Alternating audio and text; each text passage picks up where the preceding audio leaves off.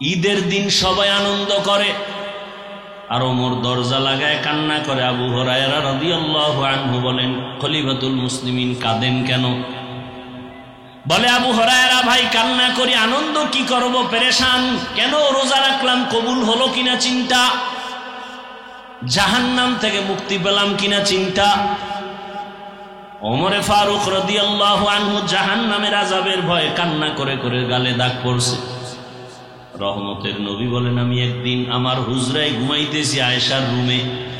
মসজিদ আর আয়েশার রুম একই, পাশাপাশি দেওয়াল। আমি মোহাম্মদ ঘুমাইলে আমার চোখ বন্ধ থাকে, কিন্তু আমার কলব ঘুমায় না। আমি ঘুমের মধ্যে ঢুকছি, ঠিক এমন সময় হঠাৎ করে কানের মধ্যে কান্নার আওয়াজ। আমার সজাগ হয়ে গেলাম। আমি বের হইয়া তাকায় দেখি কান্নার আওয়াজ আসতেছে কোথা থেকে। দেখি মসজিদের ভেতরে কান্নার আওয়াজ। আমি বের হইয়া তাকায় দেখি গভীর রাতে নামাজের মধ্যে কে কান্না করে।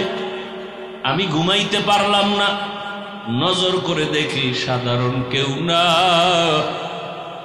ঘরের মধ্যে কান্না করে মসজিদে আমার কলিজার সাহাবী আবু বকর। মায়ার নবী দাঁড়াইলেন, সালাম ফিরে আবু বকর বের হইয়া দেখে নবী দাঁড়ানো।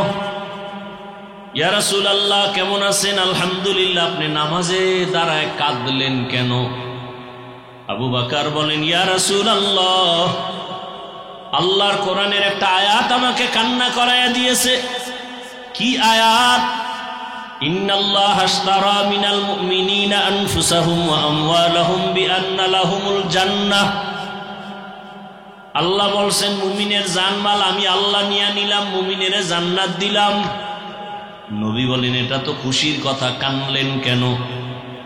আবু বকর বলেন, ইয়া রাসূলুল্লাহ, আপনি জানেন আমি কাপড়ের দোকান দেই। আজকে আমার দোকানে এক মহিলার ছিল, বহুদিন আগে কাপড় নিয়ে ফিরাইয়া টাকা লয়ে গেছে। বিদায় বেলা মহিলাকে জিজ্ঞাসা করলাম, মা, আমার দোকানের কাপড় নিয়ে ফিরাই দিলেন কেন? মহিলা বলছিল, আবু বকর, বেয়াদবি মাফ করবেন, আপনার দোকানের কাপড় আমার পছন্দ হয় নাই। আমার ওই কথা মনে পড়ে কান্না, হাসরের ময়দানের কথা মনে পড়ে গেছে। ও নবী, আপনিই তো হাসরের কথা বলছেন, বড় কঠিন হালাত। আপনিই তো বয়ান করেছেন কিয়ামতের দিন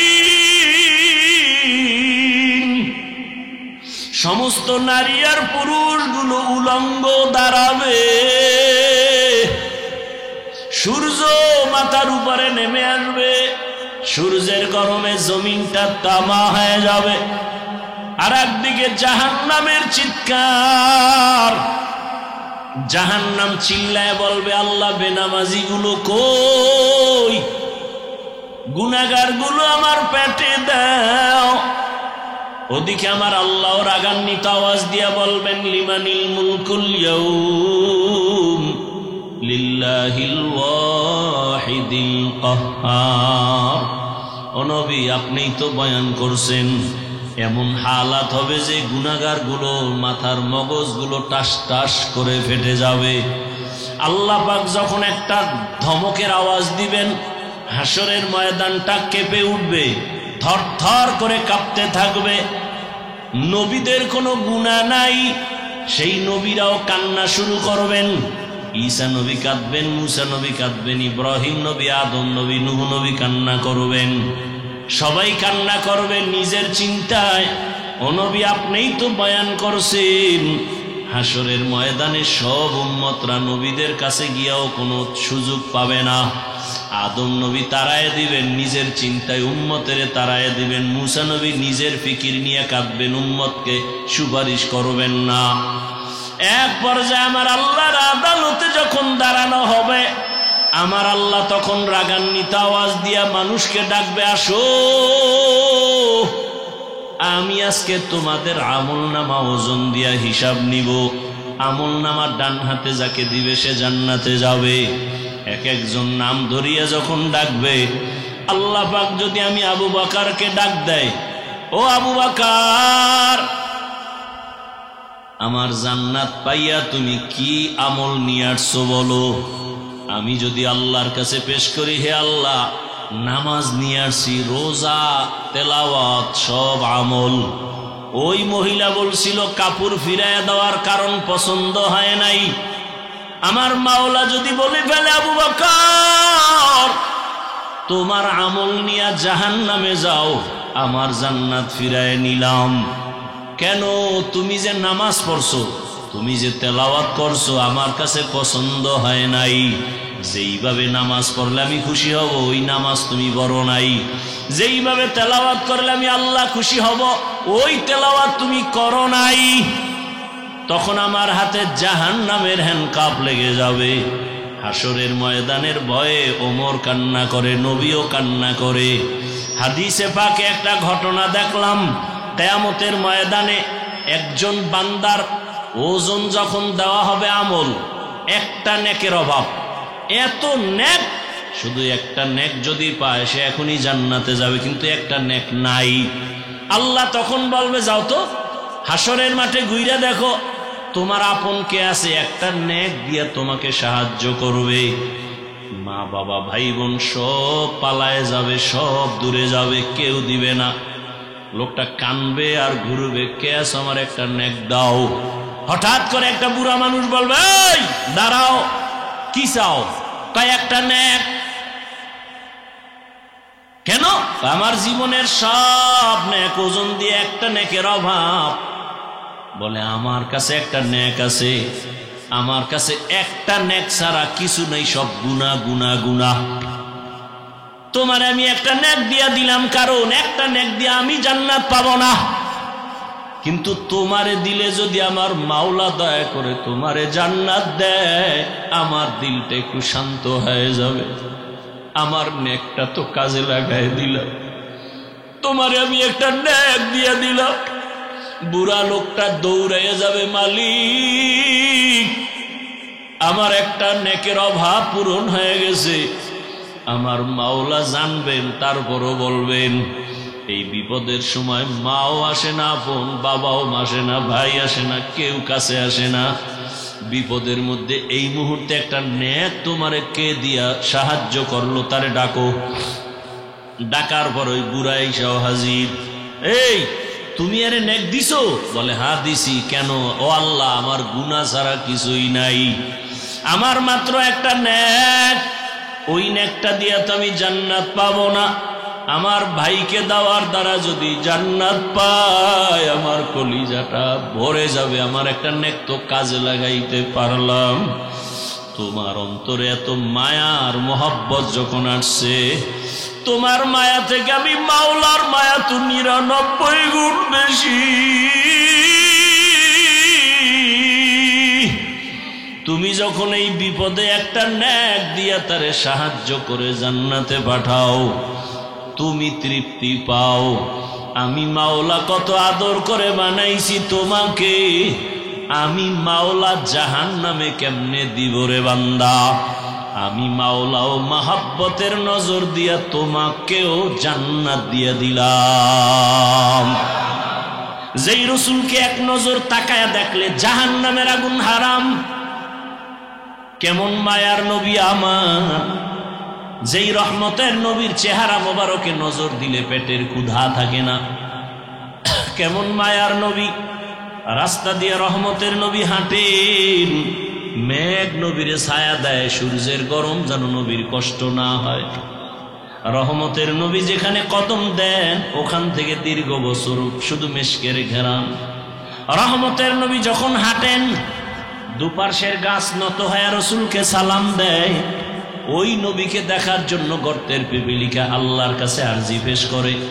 গর্তের সাপ অপেক্ষা করে রহমতের নবীর একবার দেখবে, কিন্তু এই নবীর একবার আর দুইবার না, সামনে বৈশাখ 13টা বছর দেখছে, বয়ান শুনছে, কিন্তু কত বড় বেঈমান, কালেমা পড়ে নাই। এমন কপালওয়ালা কে জানেন? কে কে দেখছেন নি? কারবার এই কপাল পড়ার নাম জানেন না? 13টা বছর বয়ান শুনিয়ে কালেমা পড়ে না। হাতের মুষ্টির মধ্যে পাথর নিয়ে এই আব্দুল্লাহর ছেলে বলো আমার হাতে কি? রহমতের নবী বলেন আমি বলতে পারি না। বলতে পারলে কি হবে চাচা? আবু জাহাল। আবু জাহাল বলে ভাতিজা একটা পুরস্কার দিব। কয় কি? বলে এক্ষুনি কালেমা পড়ো। নবীজি বলেন আমি বলতে পারি না। কেন? আমি তো গাইবের মালিক না। গাইবের মালিক কে? তবে নবী বললেন হাতের মুষ্টিতে যা আসো একটু আওয়াজ দাও। নবী এ কথা বলা মাত্র আবু জাহিল্লার হাতের পাথরগুলো কালেমায় শাহাদাতের আওয়াজ দিল। আবু জাহিল্লা কালেমা পড়বেনি, পাথরগুলো মাটির মধ্যে ফালায় বলে ভাতিজা তুমি এত বড় জাদুকর, আগে জানতাম না। মান ইয়াহদিল্লাহু ফাহুয়াল মুহতাদ ওয়া মান ইউদ্লিল ফালান তাজিদা লাহু ওয়ালিয়াম মুরশিদা। এর নাম কপাল। 13 বছর নবীরে দেখিয়াও কালেমা পড়ে না। আল্লাহ যদি কপাল পুরিয়া দেয় আর হবে না। আর যার কপাল খুলবে তার রাস্তা খুলে যাবে, কেউ ফিরাতে পারবে না। আবু জাহাল বয়ান শুনে কালেমা পড়ে না। আর অন্যদিকে 27 বছরের একটা যুবক তরবারি নিয়ে দৌড়ায় নবীকে জবাই করার জন্য। কয় বছর? নবীরে জবাই করবে, কত বড় পাওয়ার! গিয়া নবীর চেহারাটা দেখা তরবারি ফালায় বলে রহমতের নবী আমাকে মাফ করে দেন, আমাকে কালেমা পড়ায়া দেন। জানেননি এই কপালওয়ালাকে কে? 13 বছর বয়ান শুনে কালেমা পড়েন আবু জাহাল। আর ওমরের মতো বান্দা 27 বছরে নবীকে জবাই করতে গিয়ে কালেমাওয়ালা হয়ে গেল। তরবারিটা নিয়ে দাঁড়াইয়া বাইতুল্লাহর পাশে হাতিমে কাবা ডাক দিয়ে কয় বেঈমান মুশরিকরা আয়, মুহাম্মদের বিরুদ্ধে যদি কিছু বলতে চাও আমার তরবারি যথেষ্ট। কেমন বেডা! ওমর এখন যেই পথ দিয়া চলে শয়তান ওই পথে আসে না, ভয়ে দৌড়। এখনো যার নাম ওমর দেখবেন খুব গরম, যার নাম আবু বকর খুব নরম। দুইটা অন্যায় করলে শাস্তি মরার আগে হবে। কয়টা অন্যায়? একটা অন্যায়ের নাম জুলুম, আর একটা অন্যায় মা বাবার সাথে বেয়াদবি। জুলুম 3 প্রকার: আল্লাহর সাথে জুলুম, নিজের সাথে জুলুম, অন্যের সাথে জুলুম। আল্লাহর সাথে জুলুমের নাম শিরিক। এই জুলুম করলে বিচারটা দুনিয়াতেই হবে, মরার আগে। আল্লাহ আমাদের সব ভাইকে হেদায়াত দান করুন। কোন কথার এখানে ঢুকছি মনে আছে? নাই, শেষ। প্রত্যেকটা মুসল্লির জন্য ইমাম হলো দায়িত্বশীল। কমিটির দায়িত্ব শুধু মসজিদ মেরামত করার, মুসল্লিদের কোনো দায়িত্ব কমিটির উপরে নাই। ইমামের দায়িত্ব কমিটির উপরে নাই। কমিটি শুধু দায়িত্ব পালন করবে মুসল্লিরা যেন নামাজে কষ্ট না পায়। এসি সাইরা দাও, ফ্যান সাইরা দাও, জায়গা যদি বাড়ানো লাগে বাড়াও। একথা বলা যাবে না এই মসজিদ আটকায় তুমি এসি বন্ধ করবো, বাইরেও। মসজিদ কার ঘর? আপনি বাধা দেন কেন? এই সব কিছুর মূলে একটা মেডিসিনের অভাব। এই জন্য বয়ান শুনি ঠিক, কামে লাগাই না। সেই মেডিসিনের নাম তাকওয়া। ইয়া আইয়ুহাল্লাযীনা আমানুত্তাকুল্লাহ, আল্লাহ তাআলা বলেন ও মুমিন আল্লাহকে ভয় করো। কাকে? আল্লাহকে ভয় করো। কেমন ভয়? ভয় করার মতো ভয় করো, হক আদায় করে। সাহাবায়ে কেরাম চিন্তায় পড়ে গেলেন, ইয়া রাসূলুল্লাহ, আল্লাহ যত বড় ওই পরিমাণ ভয় আমরা তো হক আদায় করে পারবো না, কোনো বান্দাই পারবে না। নবীও পেরেশান, সাথে সাথে জিবরাইল হাজির। নবীকে গিয়া সান্ত্বনার বাণী শোনায় দাও, সাধ্য মতো ভয় করলে হবে, আমার হক আদায় করে ভয় করার কোনো প্রয়োজন হবে না। সাধ্য মতো ভয় করো, ইত্তাকিল্লাহ মাস্তাতাতুম, সাধ্যমতো আল্লাহকে ভয় করো। এখানে আপনারা যারা হাজির হয়েছেন, আমি যদি জিজ্ঞাসা করি আপনারা কারা কারা আল্লাহকে ভয় করেন, এখানে প্রত্যেকটা মানুষ দোনো হাত উঠায় দিবে না? কিছু চালাক পারলে পাও আলগি দিয়ে দিবে, বলবে আমরা চাইরাত পায় আল্লাহরে ভয় করি, বুজুর্গ থেকে বেশি ভয় করি, অথচ নামাজ নাই, রোজা নাই, তেলাওয়াত নাই, সুদ খায়, ঘুষ খায়। যে নামাজ পড়ে না সেও বলে আল্লাহকে ভয় করি, পর্দা করে না বলে আল্লাহকে ভয় করি, হারাম খায় বলে আল্লাহকে ভয় করি। আসলে আমি নামাজ পড়িয়াও বলি ভয় করি, রোজা রাখিয়াও বলি ভয় করি। আসলে আল্লাহর ভয় কি জিনিস এখনো পর্যন্ত তার হাকিকত আমাদের সামনে আসে নাই। একটা সন্তান মা বাবাকে ভয় করে, তার প্রমাণ কোন সন্তান মা বাবার সামনে অন্যায় করে না, বেতের বাড়ির ভয়। একটা ছাত্র শিক্ষকের ভয় করে, প্রমাণ বেতের বাড়ির কারণে ভয়ে অন্যায় করে না। ঠিক এ জমিনের মধ্যে যেই বান্দা বান্দি আমার আল্লাহকে ভয় করবেন, ওই বান্দা বান্দি আল্লাহর আযাবের ভয়ে কখনো গুনাহ করবে না। হর কে দারত खौफ हक़दार दिल मदहम जन्नतुल मअवा देहद ओ राम काम जुज़बा हक़ ची ज़े मखाज इंसुजा फज़ले उआ मस्ते दर जुमला जहां। আপনারা কি এখন ঘুমাবেন? কেউ মোবাইল আবিষ্কারের পরে রাতে কেউ ঘুমায়? বোকারা ঘুমায়, বোকা। বুদ্ধিমান ঘুমায় না। এরা সবাই তাহাজ্জুদের টাইমে মোবাইলের হক আদায়ে ব্যস্ত। কি যদি আল্লাহ উসুলায় মাফ করে, সেদিন এক চোরার ঘরের চোরা এসে ছবি তুলতে আমার সাথে, এই হাতটা ঘাড়ের উপর দিয়া কজুর এদিক, যদি আল্লাহ উসিলায় মাফ করে। আমনে গো কি কম, আমগো জাতি ভাই গো যেই রোগে পাইছে, ছবি ছবি ছবি ছবি, শুধু শুধু আকাম, বিনা কারণে এমনি ছবি এমনি ছবি, কবিরা গুনাহ কবিরা গুনাহ কবিরা গুনাহ। বইছেন বেহেশতের বাগানে, করতেছেন কবিরা গুনাহ। সান কপাল না হইলে এটা সম্ভব। जिंदगी में बंदगी तू करना है,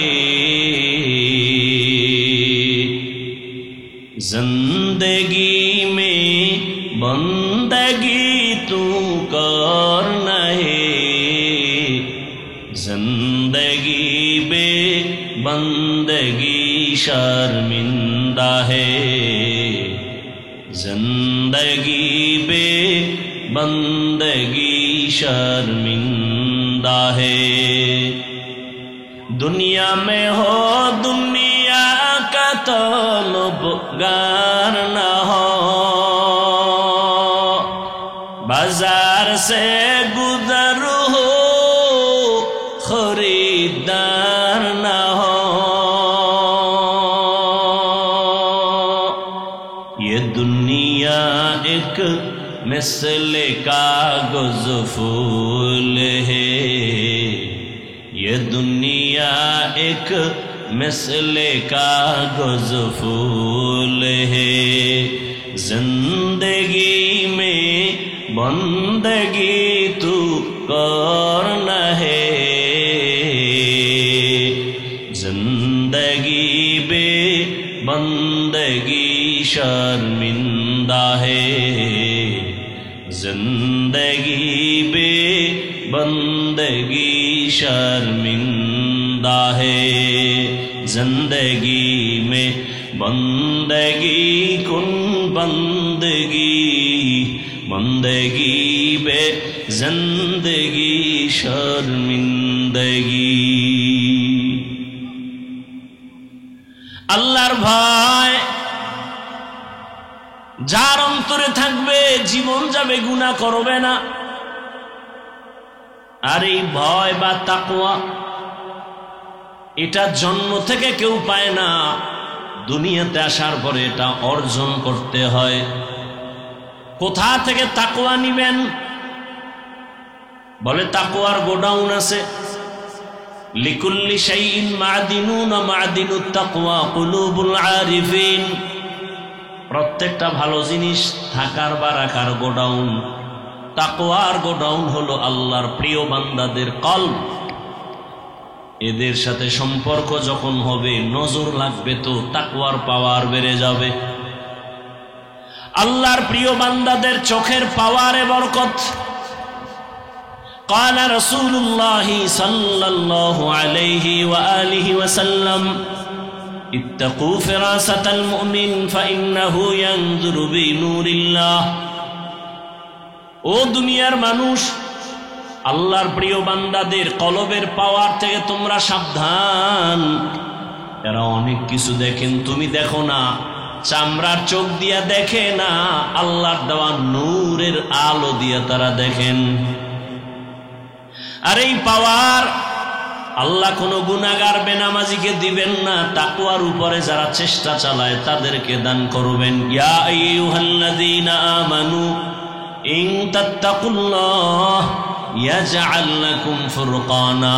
যারা তাকওয়ার উপরে মুজাহাদা করবে, আল্লাহ তাকে ফুরকান নামের পাওয়ার দান করবেন। মা মা'নাল ফুরকান হুয়া নূরুম মিন ইলাহি। ফুরকান মানে আল্লাহর দেওয়া একটা বিশেষ পাওয়ার, হলো নূরের একটা আলো।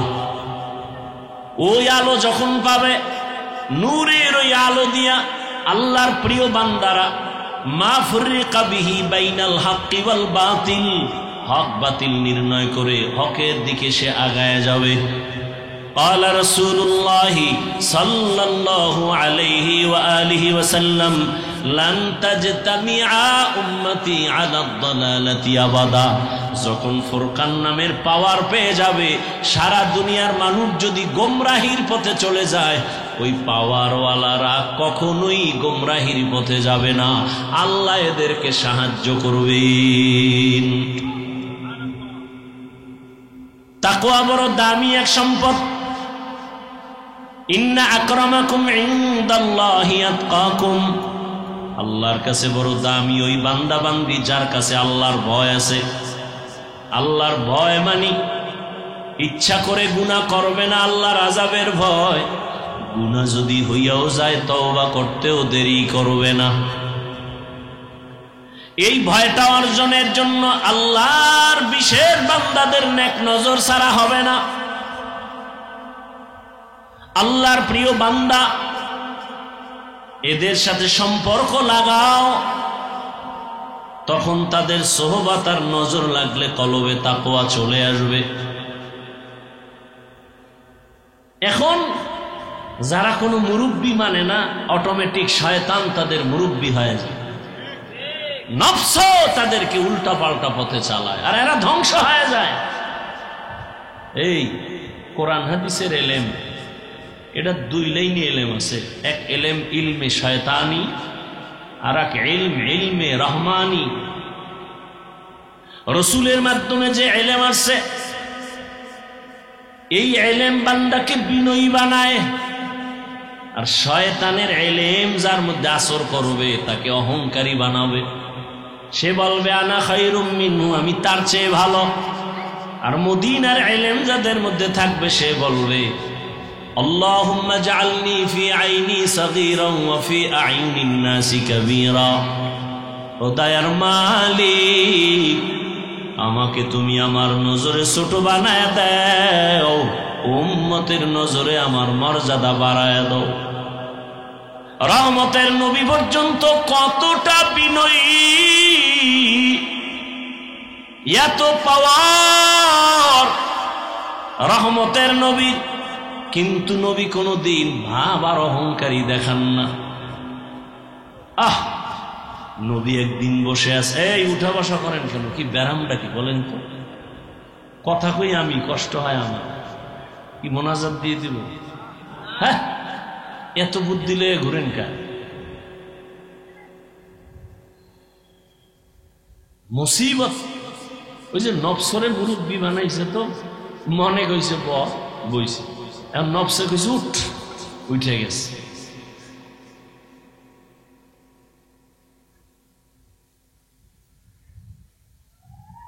হাফিজুর রহমান কেসা কাহিনী রস করবে, শুনে লাভ কি?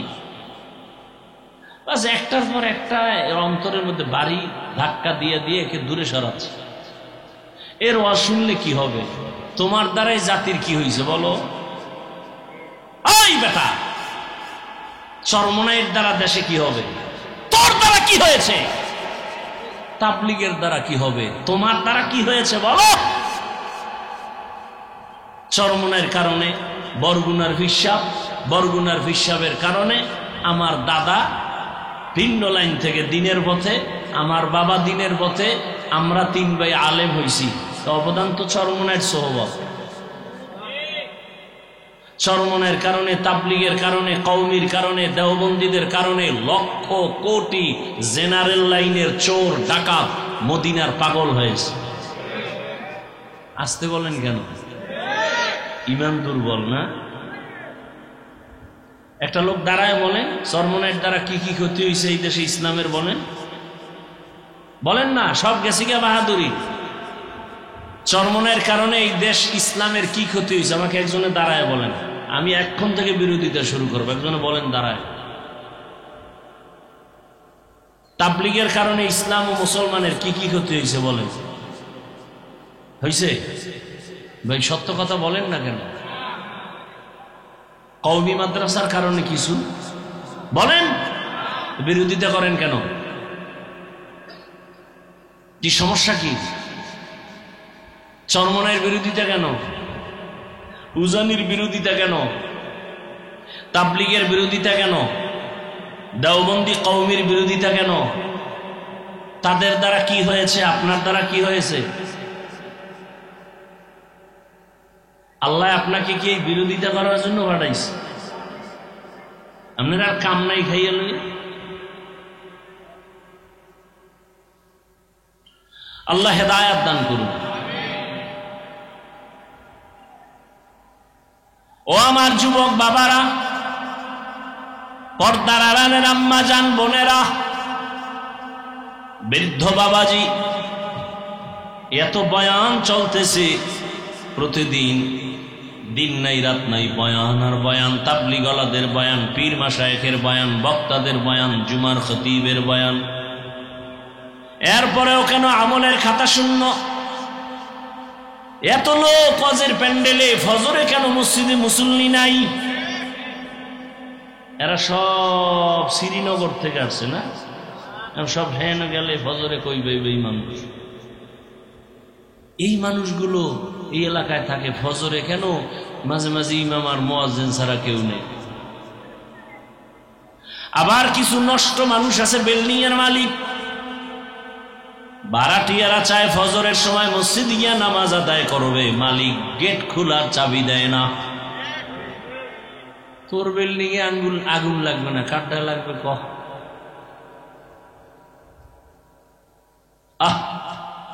অথচ উচিত ছিল দারোয়ানকে বলা আজানের টাইমে ডাকবি, সব তীরে ডাকবি, যে নামাজ পড়বে না ওর ভাড়াটি আমার বাসায় দরকার নাই। ওই বাসাওয়ালারা নিজের বাথরুমে ওয়াশরুমে পানি অল টাইম, ভাড়াটিয়া কেন পানিতে কষ্ট পায়? এই জুলুম চলেনি? জুলুমের বিচার মরার পরে না আগে? হ্যাঁ, রেডিও ভাইরা আমার, সব কথার মূল পয়েন্ট হলো তাকওয়া নাই, আল্লাহর ভয় নাই। আর আল্লাহর ভয় যার অন্তরে আসবে তার কপাল খুলে যাবে।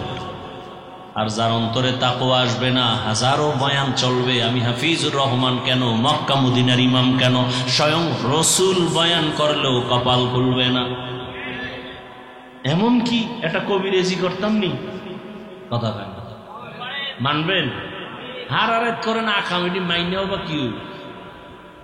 কেউ যদি অজু করে ঘুমাও, ঘুমের সময় আঙ্গুল, শাহাদাত আঙ্গুল দিয়া বুকের উপরে এভাবে লেখবা ওমর, আইন মিম র আরবিতে। প্রতিদিন যদি আমলটা করিয়া ঘুমাও, অজু সহকারে ওমর লেখা ঘুমাও, মৃত্যু পর্যন্ত স্বপ্নের কোনো দোষ হবে না। এবার বুঝো শয়তান কেমন ভয় পায়, খালি ওমর লেখে ঘুমাইব, শয়তান ওর দাঁড়ায় রাখতে কেমন পাওয়া। 27 বছরের সন্তান, অর্ধ জাহানের খলিফা, আল্লাহর ভয় অন্তরে এই পরিমাণ আসছে। নবী কয়, ওমর আপনি আমাকে কেমন ভালোবাসেন? ওমরে ফারুক রাদিয়াল্লাহু আনহু বলেন, আমার সন্তান পরিবার থেকে আপনাকে বেশি মহব্বত করি বলে কামেল মুমিন হতে পারেন নাই। ওমর বলেন, ইয়া রাসূলুল্লাহ, তো কেমনে? জীবন থেকে বেশি। নবী বলতে দেরি, ওমর বলেন, আল্লাহর জাতের কসম, আমি আমার জীবন থেকেও আপনাকে বেশি মহব্বত করি। নবী বললেন, আপনি কামেল মুমিন হয়ে গেলেন। ওমরের মধ্যে আল্লাহর এত পরিমাণ ভয়, নবী বলেন, ওমরকে লাউ কানা বাদি নবিয়্যুন লাকানা ওমর, আমি মুহাম্মদের পরে আরেকজন যদি নবী হইতো, গোলাম আহমদ নয়, আমার পরে যদি আল্লাহ নবী বানাইতেন, ওমরের বানাইতেন। অতএব ওমর যেহেতু নবী হবে না, গোলাম আহমদও হবে না। কেমন ওমর? শয়তান আল্লাহর সামনে চ্যালেঞ্জ দিয়ে দাঁড়াইছে, আর সেই ওমরের দেখলে দৌড়ায়। একটা যুবক ছেলে মদের বোতল নিয়ে হাঁটতেছে রাস্তায়, ওমরের দেখা শরীরের মধ্যে কাঁপুনি শুরু হয়ে গেছে, বোতলটা ফালাইতেও পারে না, ওমরের চোখ পড়ে গেছে। ওমরের কথার আগে তরবারি রেডি। যুবক এই পরিমাণ ভয়, আসমানের দিয়ে তাকায়া অন্তর দিয়া কয়, ও আল্লাহ, জীবনে মইরা গেল আর মদের বোতল নিমু না, আর বাঁচাও। ওমর আসতেছে, কই যামু? ওমর তাই হাজির হয়ে গেল, ডাক দিয়ে, এই তোর বোতলটা দিক দে। আরো কাঁপতেছে, দে। ভয় পাও কেন? যুবক কাঁপতে কাঁপতে বোতলটা যখন হাতে দিল, ওমর তাকায় দেখে মদের বোতলের মধ্যে এক ফোঁটা মদও নাই, পুরা বোতলটা সাদা দুধে ভরা। হরকে দারত খৌফে হকদার দিল মাদাম, জন্নতুল মাওয়া দেহদ ও রামাকাম। আল্লাহর ভয় তাকওয়া কত দামি। ও যুবক বাবারা, আমি কিন্তু এখানে এতক্ষণ যে বয়ান করতেছি, বুঝতেছেন আমার কত কষ্ট হইতেছে। ঠান্ডার ভিতরে প্রতিদিন তো দৌড়াচ্ছি, গাধার মতো সারা দেশে দৌড়াই, কিন্তু এই যে এত বয়ান করি, একবারও কিন্তু বলি না আমি পাঁচকল্লিওয়ালা, তুমিও পাঁচকল্লি লাগাও। আমি কওমি মাদ্রাসার সন্তান, তুমিও কওমিতে যাও বলি নাই। আমি তাবলিগের লাইনের সন্তান, আমি পীরের মুরিদ, একবারও বলি নাই তুমি তাবলিগে যাও, পীরের কাছে যাও। আমি হুজুর বানাইতে আসি নাই, কারণ আমার দেশে হুজুর অনেক বেশি, অনেক বেশি। যেদিকেই তাকাই খালি হুজুর আর হুজুর আর হুজুর। আমার দেশে হুজুরের অভাব নাই, এখন বেশি অভাব হলো আদর্শবান ডাক্তার নাই, আদর্শবান ইঞ্জিনিয়ার নাই, আদর্শবান সাংবাদিক নাই, আদর্শবান এসপি নাই, ডিসি নাই, ওসি নাই। বাবা তুমি স্কুলে পড়ো, কলেজে পড়ো, চাকরি করো, ব্যবসা করে আদর্শবান ডাক্তার হও, ইঞ্জিনিয়ার হও, প্রফেসর হও, এসপি হও, ডিসি হও, এমপি হও, মন্ত্রী হও। তবে ছোট একটা দাবি আমার, বেয়াদব হইও না রে বাবা। বলবা হাফিজ ভাই বেয়াদব হব না, তার ব্যাখ্যা কি? 3 জায়গায় বেয়াদবি করবা না, আল্লাহর কসম, যদি করো মরার আগেই তুমি পঙ্গু। 1 নম্বরে মা বাবার সাথে বেয়াদবি করবা না। দ্বিতীয়, তুমি শিক্ষকের সাথে অন্যায় করবা না। তৃতীয়, উলামায়ে কেরাম মুরব্বীদের সাথে বেয়াদবি করবা না। এ কথাও জাইনো, কোনো মা বাবা সন্তানের জন্য জীবনে বরদোয়া করে না, কোনো শিক্ষক ছাত্রর জন্য বরদোয়া করে না, কোনো আলেম উম্মতের জন্য বরদোয়া করে না। তো কেন? যদি বেতাল কইরেই বসো, মা বরদোয়া করে না ঠিক, তবে কষ্ট পায় যখন বলে আহ, নিঃশ্বাসটা তোর জীবনের কাল হয়ে যাবে, শিক্ষক যদি কষ্ট পায়, একটা নিঃশ্বাস ফালায়, ছাত্রের জীবন শেষ। হযরত আলী কে জানো? যুবকরা খেয়াল করিও, আলী আলী রসুলের কি জামাই, বুঝলা? আগের সম্পর্ক কি? চাচাতো ভাই। 7 বছর বয়সে গিয়া রসুলের হাতে হাত লাগাইছে। কয় বছর? কেউ বলছেন 11, কেউ বলছেন 12, কেউ বলছেন 8, এর মাঝখানে হাত লাগাইছেন। এতদিন ছিল চাচাতো ভাই, এখন রসুলের সাহাবী, কিছুদিন পরে হবে রসুলের জামাতা। আলীর জন্য কলিজা দিয়ে নবী একটা দোয়া করে দিলেন, আনা দারুল হিকমা ওয়া আলিয়ুন বাবুহা, আমি হলাম ইলমের শহর, হিকমতের শহর, আর এই ইলমের ঘরের দরওয়াজা আমার আলী। আল্লাহ এই পরিমাণ জ্ঞান হযরত আলীকে দান করেছিলেন। সারা দুনিয়ার ছাত্রদেরকে আলী ডাক দিয়া কয়, মান আল্লামানি হরফান ইনশাআ বাআ ওয়া ইনশাআ আতাকা, একটা অক্ষর যে তোমারে শিখাইছে সে তোমার কেমন দামি জানোনি, চাইলে তোমারে গোলাম বানাইয়াও রাখতে পারবে, চাইলে তোমাকে বিক্রিও করে দিতে পারবে, সে তোমার একটা অক্ষরের শিক্ষক। আমি হাফিজুর রহমান এখানে বসে বয়ান করি, আমার আব্বা আম্মার দোয়া ছাড়া সম্ভব না। তবে এটাও সত্য, আমার আব্বা আম্মা দোয়া করছেন, আল্লাহ সম্মান দিছেন, তবে আমার আব্বা আম্মা আমাকে বয়ান শিখান নাই। আমারে হাতে দইরা দইরা বয়ান শিখাইছেন, দস্তখত দেওয়া শিখাইছেন আমার উস্তাদ, শিক্ষক। ঠিক নেই? তাহলে উস্তাদের অবদান আছে না নাই? এই জন্য খবরদার, বেয়াদবি করলে উস্তাদের সাথে জীবন শেষ। সারা দেশে দৌড়েই তো মাঝে মাঝে দেখি ল্যাংটা পাগল ইংলিশে কথা বলে, আরবিতে কথা বলে। আরে পাগল আবার আরবি কয় কেন? চিন্তা ভাবনা করে দেখছি, ছাত্র ছিল ভালো মাদ্রাসার, বেয়াদবি করার কারণে পাগল হয়ে গেছে। এরকম পাগল দুই একটা জীবনে দেখছেন? বেয়াদবি বড় মারাত্মক। আমি 2004 ইংরেজি সালে আমি দাওরা শেষ করছি, চাঁদপুর জানি। ক্লাসে একটা ছাত্র ছিল আমাদের, খুব ব্রেন, প্লেটের থেকেও বড়, ধারালো। এই ফেসবুকের যারা মুরিদ আছে আমাকে মাদ্রাসার লাইনের, নাম বললেই চিনে ফেলবে। নাম বলবো না, খেয়াল করো, বুঝাবার জন্য বলছি। ক্লাসে 1 নাম্বার। মাঝে মাঝে দেখতাম হুজুরদেরকে এমন প্রশ্ন করে আটকাই দিত, হুজুরেরা লজ্জায় মা বাবার সাথে মাঝে মাঝে এমন বেয়াদবি করতো। মা বাবায় দেখছি আমগো সামনে বয়ে মোনাজাত দিয়ে বরদোয়া করছে, খোদায় ধাক্কাইয়া দেওবন্দে লয়ে গেছে। কাসিমি হইয়া এরপর সোনার বাংলায় আইছে। কাসিমি হইয়া আসার পরে এখন যে মাদ্রাসায় যায় 1 মাসের বেশি টিকে না। কয়েক মাস আগে খবর পাইলাম এক জায়গায় মানুষের মাইরও দিছে বেয়াদবি করার কারণে। খালি আলেমের বিরুদ্ধে, খালি আলেমের বিরুদ্ধে, খালি আলেমের বিরুদ্ধে লেখতেই থাকে। আমি সারা বাংলাদেশে বলি, যারা আলেমদের বিরুদ্ধে লেখে বা বলে ওরা মা বাবার অভিশপ্ত সন্তান, বেয়াদব। ওর উপরে আল্লাহর লানত, ওর জীবন শেষ, মরার আগেও শেষ। দলিল নিবি?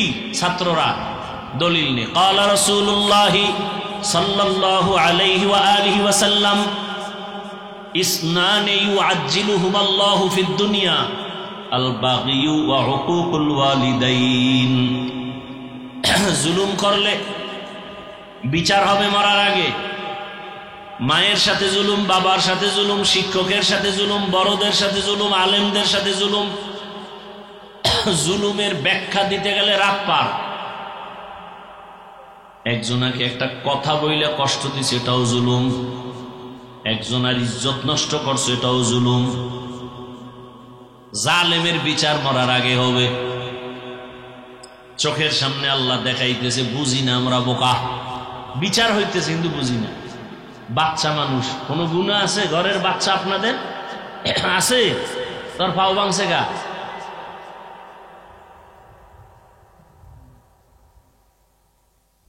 ওর কিডনি নষ্ট হয় কেন? বাচ্চার তো গুনাই শুরু হয় নাই, ওর উপরে এত বিপদ কেন? কান ধরে টান দিছে, মাথা চলে আসছে। অন্যায় সব মা বাবার, শাস্তি পায় সন্তান। সন্তানকে দিয়ে আল্লাহ বুঝায় মা বাবারে, কত ধানে কত চাল বুঝাল।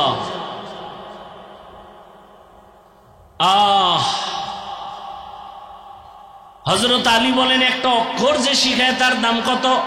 আমাকে চাইলে আজীবন গোলাম বানায় রাখবে, কিচ্ছু বলা যাবে না, অধিকার নাই, সে আমার উস্তাদ, একটা অক্ষরের শিক্ষক সে আমার, আমি তার কাছে ঋণী।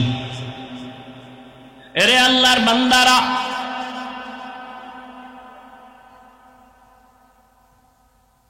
স্কুলে পড়ে কলেজে পড়ে এমন আল্লাহর বান্দারা 5 ওয়াক্ত নামাজি নাই, অশেষ।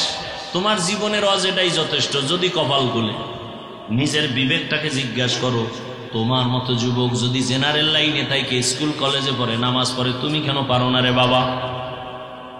তোমার মতো সন্তান র্যাব, আর্মি, পুলিশ, বিডিআরের চাকরি করে, 5 ওয়াক্ত নামাজি যদি থাকে নাই, সব কথা শেষ কথা, তুমি পারো না কেন বলো?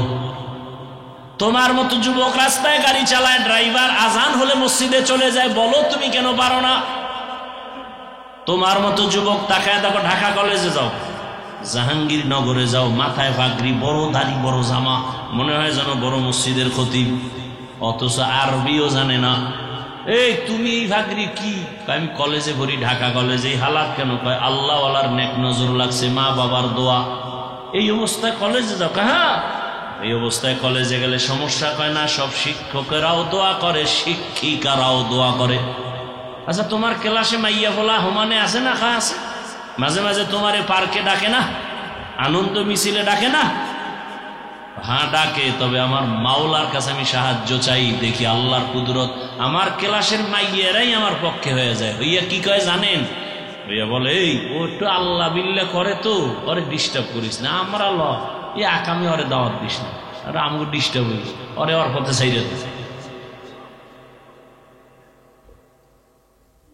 ও যুবক বাবা, তোমার মতো যুবক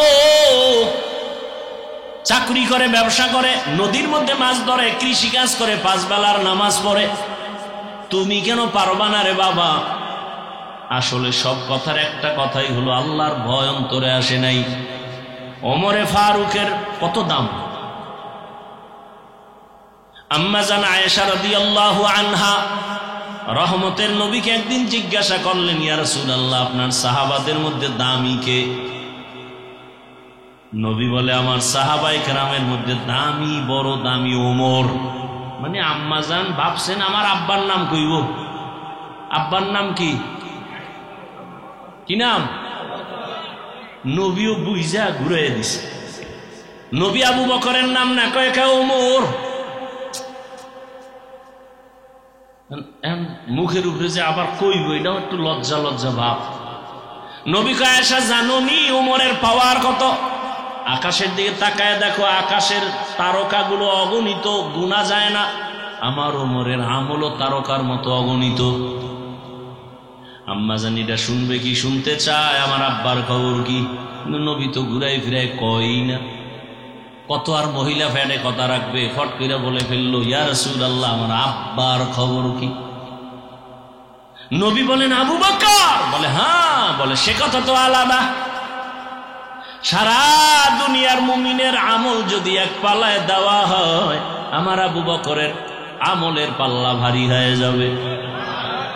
মাঝে মাঝে ওমর কয়, ও আবু বকর, আপনার জীবনের কোনো আমল লাগবে না, 2টা আমল আমারে দিয়া, আমি ওমরের আমল সব আপনি নিয়ে যান। যেই 2টা আমলে আপনার প্রতি আমার আল্লাহ ডাইরেক্ট সালাম জানাইছে। আবু বকরের ডাইরেক্ট আল্লাহ সালাম জানাইছে। বুঝেন তো আবু বকরের মর্যাদাটা কেমন, ওমরের মর্যাদা কেমন? নবীজি সাহাবাদেরকে নিয়ে বাইতুল্লাহ তাওয়াফ করে। নিয়ম হইল, তাওয়াফে আসলে কয়টা চক্কর? 7টা চক্কর দিয়া নিয়ম 2 রাকাত নামাজ পড়বে, অজিব। 7টা চক্কর দিয়ে নবী বলেন, এখন নামাজ 2 রাকাত যে পড়বো, কোথায় পড়বো? পরামর্শে বৈশে একজনে কয়, ইয়া রাসূলুল্লাহ, জমজম কূপের কিনারায়। আর একজনে বলে বাইতুল্লাহর দরজা বরাবর। ওমর কয়, মাকাম ইব্রাহিম, যেই পাথরের উপর ইব্রাহিম নবী দাঁড়ায় বাইতুল্লাহ নির্মাণ করলেন, ওই পাথরটা আজও আছে। মাকাম ইব্রাহিমের পেছনে 2 রাকাত পড়ি। নবী পরামর্শ নিছেন, নবীর আর পরামর্শের দরকার আছে, কিন্তু নবী তার বড় পরামর্শ নিয়ে চুপ। সিদ্ধান্ত নবী এখনো দেয় না। সিদ্ধান্ত আসবে আরশে আজিম থেকে। জিব্রাইল এসে হাজির, আয়াত নিয়ে বলে ইয়া রাসূলুল্লাহ, আয়াত আল্লাহ দিয়া দিছে আর বলছে ওমর যেটা কইছে আল্লাহ মাইনে নিছে, আপনাকেও মানতে বলছেন। এবার বুঝেন ওমরের পাওয়ার কত। আর ১৫০০ বছর পরে সেই ওমরকে নিয়ে সোনার বাংলায় দাঁড়ায় যদি কোনো আলেম বলে ভণ্ড বেদাতি, ওর ১৪ গোষ্ঠী ভণ্ড।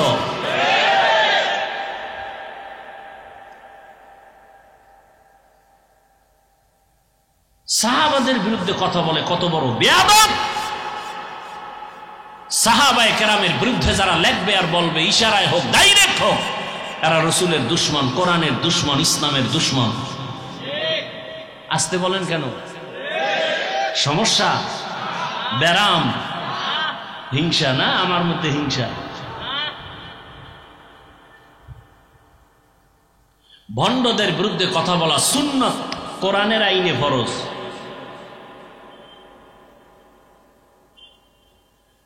ভাইরা আমার, সেই ওমর কত পাওয়ারওয়ালা।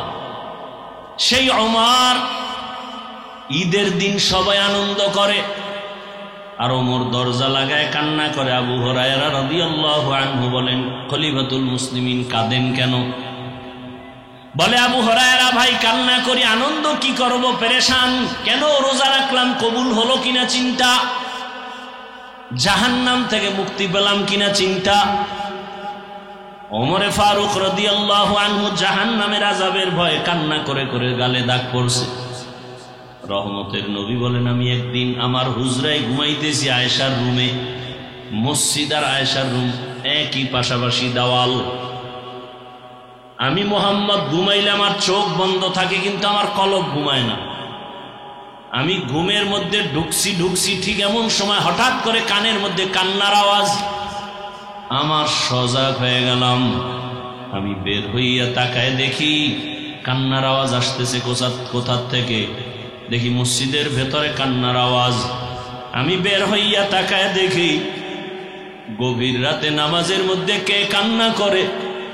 আমি ঘুমাইতে পারলাম না, নজর করে দেখি সাধারণ কেউ না, ঘরের মধ্যে কান্না করে মসজিদে আমার কলিজার সাহাবী আবু বকর। মায়ার নবী দাঁড়াইলেন, সালাম ফিরে আবু বকর বের হইয়া দেখে নবী দাঁড়ানো। ইয়া রাসূলুল্লাহ, কেমন আছেন? আলহামদুলিল্লাহ। আপনি নামাজে দাঁড়ায় কাঁদলেন কেন? আবু বকর বলেন, ইয়া রাসূলুল্লাহ, আল্লাহর কোরআনের একটা আয়াত আমাকে কান্না করায়া দিয়েছে। কি আয়াত? ইন্নাল্লাহা আশতারা মিনাল মুমিনিনা আনফুসাহুম ওয়া আমওয়ালাহুম বিআন্না লাহুমুল জান্নাহ। আল্লাহ বলছেন, মুমিনের জানমাল আমি আল্লাহ নিয়ে নিলাম, মুমিনের জান্নাত দিলাম। নবী বলেন, এটা তো খুশির কথা, কানলেন কেন? আবু বকর বলেন, ইয়া রাসূলুল্লাহ, আপনি জানেন আমি কাপড়ের দোকান দেই। আজকে আমার দোকানে এক মহিলার ছিল, বহুদিন আগে কাপড় নিয়ে ফিরাইয়া টাকা লয়ে গেছে। বিদায় বেলা মহিলাকে জিজ্ঞাসা করলাম, মা, আমার দোকানের কাপড় নিয়ে ফিরাই দিলেন কেন? মহিলা বলছিল, আবু বকর, বেয়াদবি মাফ করবেন, আপনার দোকানের কাপড় আমার পছন্দ হয় নাই। আমার ওই কথা মনে পড়ে কান্না, হাসরের ময়দানের কথা মনে পড়ে গেছে। ও নবী, আপনিই তো হাসরের কথা বলছেন, বড় কঠিন হালাত। আপনিই তো বয়ান করেছেন কিয়ামতের দিন সমস্ত নারী আর পুরুষগুলো উলঙ্গ দাঁড়াবে, সূর্য মাথার উপরে নেমে আসবে, সূর্যের গরমে জমিনটা তামা হয়ে যাবে, আর একদিকে জাহান্নামের চিৎকার। জাহান্নাম চিল্লায় বলবে, আল্লাহ, বেনামাজি গুলো কই? গুনাহগার গুলো আমার পেটে দাও। ওদিকে আমার আল্লাহ রাগান্বিত আওয়াজ দিয়া বলবেন, লিমানিল মুলকুল ইয়াউম লিল্লাহিল ওয়াহিদিল কাহ্হার। ও নবী, আপনিই তো বয়ান করছেন এমন হালাত হবে যে গুনাহগারগুলো মাথার মগজগুলো টাস টাস করে ফেটে যাবে। আল্লাহ পাক যখন একটা ধমকের আওয়াজ দিবেন, হাসরের ময়দানটা কেঁপে উঠবে, থরথর করে কাঁপতে থাকবে। নবীদের কোনো গুনাহ নাই, সেই নবীরাও কান্না শুরু করবেন। ঈসা নবী কাঁদবেন, মুসা নবী কাঁদবেন, ইব্রাহিম নবী, আদম নবী, নূহ নবী কান্না করবেন। সবাই কান্না করবেন নিজের চিন্তায়। ও নবী, আপনিই তো বয়ান করছেন হাসরের ময়দানে সব উম্মতরা নবীদের কাছে গিয়াও কোনো সুযোগ পাবে না। আদম নবী তাড়ায় দিবেন নিজের চিন্তায়, উম্মতের তাড়ায় দিবেন। মুসা নবী নিজের ফিকির নিয়ে কাঁদবেন, উম্মতকে সুপারিশ করবেন না। এক পর্যায়ে আমার আল্লাহর আদালতে যখন দাঁড়ানো হবে, আমার আল্লাহ তখন রাগান্বিত আওয়াজ দিয়া মানুষকে ডাকবে, আসো, আমি আজকে তোমাদের আমলনামা ওজন দিয়া হিসাব নিব। আমলনামা ডান হাতে যাকে দিবে সে জান্নাতে যাবে। এক একজন নাম ধরিয়া যখন ডাকবে, আল্লাহ পাক যদি আমি আবু বকরকে ডাক দেয়, ও আবু বকর, আমার জান্নাত পাইয়া তুমি কি আমল নিয়ে আসছো বলো। আমি যদি আল্লাহর কাছে পেশ করি, হে আল্লাহ, নামাজ নিয়ে আসছি, রোজা, তেলাওয়াত, সব আমল। ওই মহিলা বলছিল কাপড় ফিরাইয়া দেওয়ার কারণ পছন্দ হয় নাই। আমার মাওলা যদি বলে ফেলে, আবু বকর, তোমার আমল নিয়ে জাহান্নামে যাও, আমার জান্নাত ফিরায় নিলাম। কেন? তুমি যে নামাজ পড়ছো, তুমি যে তেলাওয়াত করছো, আমার কাছে পছন্দ হয় নাই। যেইভাবে নামাজ পড়লে আমি খুশি হব, ওই নামাজ তুমি পড়ো নাই।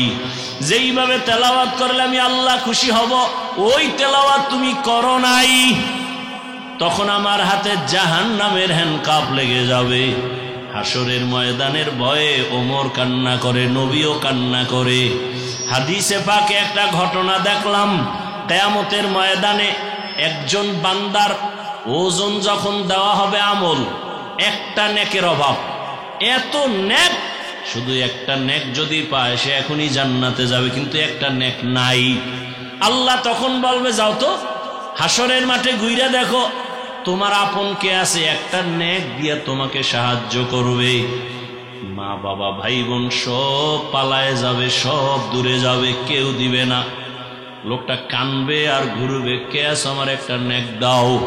হঠাৎ করে একটা বুড়া মানুষ বলবে, এই দাঁড়াও, কি চাও? কয় একটা নেক। কেন? আমার জীবনের সব নেক ওজন দিয়ে একটা নেকের অভাব। বলে, আমার কাছে একটা নেক আছে, আমার কাছে একটা নেক ছাড়া কিছু নেই, সব গুনাহ গুনাহ গুনাহ। তোমার আমি একটা নেক দিয়া দিলাম, কারণ একটা নেক দিয়ে আমি জান্নাত পাবো না, কিন্তু তোমারে দিলে যদি আমার মাওলা দয়া করে তোমারে জান্নাত দেয়, আমার দিলটা একটু শান্ত হয়ে যাবে। আমার নেকটা তো কাজে লাগাই দিলাম, তোমারে আমি একটা নেক দিয়া দিলাম। বুড়া লোকটা দৌড়াইয়া যাবে, মালিক, আমার একটা নেকের অভাব পূরণ হয়ে গেছে। আমার মাওলা জানবেন, তারপরও বলবেন। এই বিপদের সময় মাও আসে না, বোন বাবাও আসে না, ভাই আসে না, কেউ কাছে আসে না। বিপদের মধ্যে এই মুহূর্তে একটা নেক তোমারে কে দিয়া সাহায্য করলো, তারে ডাকো। ডাকার পর ওই বুড়া এসেও হাজির। এই, তুমি আরে নেক দিছো? বলে, হ্যাঁ দিছি। কেন? ও আল্লাহ, আমার গুনাহ ছাড়া কিছুই নাই, আমার মাত্র একটা নেক, ওই নেকটা দিয়া তো আমি জান্নাত পাবো না। আমার ভাইকে দেওয়ার দ্বারা যদি জান্নাত পায়, আমার কলিজাটা ভরে যাবে। আমার একটা নেক তো কাজে লাগাইতে পারলাম।